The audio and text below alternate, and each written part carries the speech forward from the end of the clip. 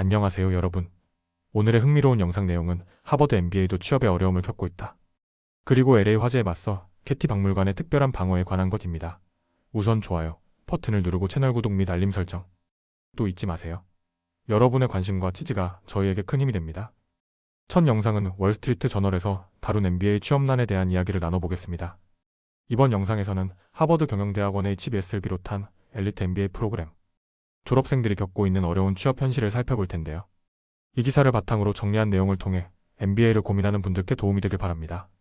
첫째, 하버드도 취업 보장이 안 된다. 최근 하버드 MBA 졸업생들이 졸업 후 몇 달 동안 일자리를 구하지 못하는 상황이 이어지고 있습니다. 작년 봄 졸업생의 23%가 졸업 3개월 후에도 구직 중이었다고 하죠. 이는 2022년 10%에서 크게 증가한 수치입니다. 하버드의 크리스틴 피츠패트릭은 하버드 이름만으로는 이제 취업이 보장되지 않는다며 실질적인 기술과 역량이 더욱 중요해졌다고 강조했습니다.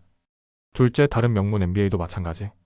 하버드뿐만 아니라 펜실베이니아 대학 와튼스쿨, 스탠퍼드 경영대학원, NYU 스턴스쿨 등 주요 MBA 프로그램에서도 구직 활동이 길어지는 졸업생들이 늘고 있습니다. 예를 들어 시카고 대학 부스 스쿨과 노스웨스턴 대학, 켈로그 스쿨의 경우 졸업 후 여전히 시장에 남아있는 졸업생 비율이 3배 이상 증가했다고 하네요. 셋째, MBA 졸업생 현실은? 졸업생 중 한 명인 로닐 디오라는 새로운 산업으로 전환을 시도하며 1000개 이상의 일자리에 지원했지만 아직도 확실한 결과를 얻지 못하고 있습니다. 그는 내 MBA 학위가 가치 있는지 2년 후에 말해줄 수 있을 것이라고 밝혔습니다. 또 다른 졸업생인 이벳 앙귀아노는 컨설팅 회사에서 제안을 받았지만 시작 날짜가 2025년 6월로 연기되어 당장 생활비를 걱정해야 하는 상황입니다. 넷째, 채용 환경 변화의 원인. 기업들이 캠퍼스 채용을 줄이고 있습니다. 아마존, 구글, 마이크로소프트 같은 대형 기술 기업들도 MBA 채용 규모를 축소했으며 맥킨지는 시카고 부스 MBA 채용을 71명에서 33명으로 대폭 축소했습니다. 이러한 변화는 경제 불확실성과 화이트 칼라 노동시장 냉각으로 인해 발생하고 있죠. 다섯째, MBA 학생들이 해야 할 것? 전문가들은 학생들에게 단순히 진로센터나 채용 담당자에만 의존하지 말고 교수진 및 동문 네트워크를 적극 활용하라고 조언합니다. MIT 슬론 경영대학원의 수잔 브레너는 학생들은 더 적극적으로 네트워킹해야 한다고 말했습니다. 여섯째, 결론 및 시청자 질문. 이렇게 엘리트 MBA 취업난에 대해 알아봤는데요. 과거에는 하버드 같은 명문대 이름만으로도 취업이 가능했지만 이제는 실제 역량과 네트워킹이 필수적인 시대가 되었습니다.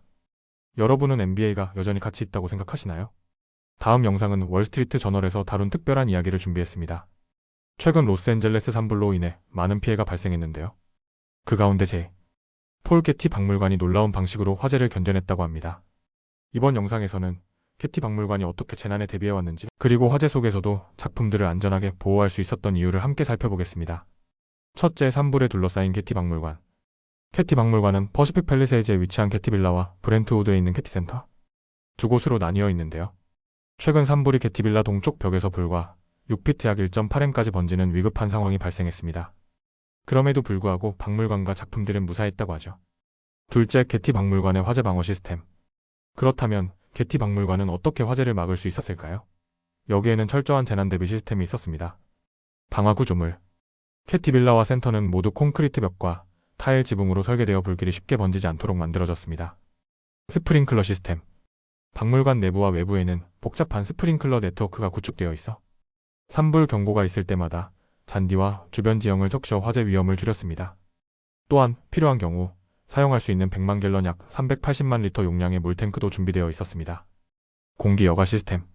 산불로 인한 연기와 불씨가 내부로 유입되는 것을 막기 위해 공기 흡입구에 압력을 가하는 시스템을 갖추고 있었습니다. 셋째, 박물관 내부의 작품 보호.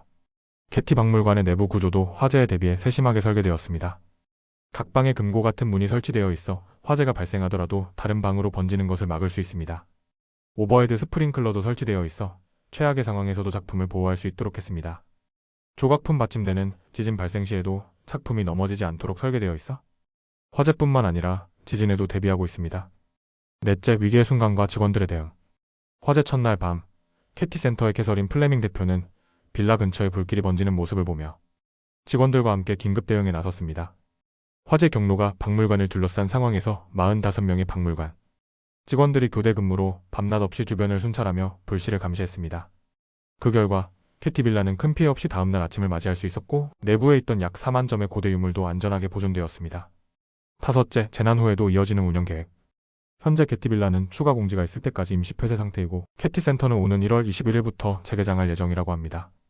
화재로 인해 일부 전시 일정이 변경되었지만 2월 25일에 열릴 예정인 구스타브 카헤보트 특별 전시는 계획대로 진행될 것이라고 합니다. 여섯째, 결론 및 시청자 질문. 이렇게 LA 산불 속에서도 안전하게 작품을 보호한 캐티 박물관의 이야기를 나눠봤습니다. 박물관 측은 철저한 재난 대비와 체계적인 대응 덕분에 큰 피해 없이 위기를 극복할 수 있었습니다. 여러분은 이런 철저한 대비 시스템에 대해 어떻게 생각하시나요?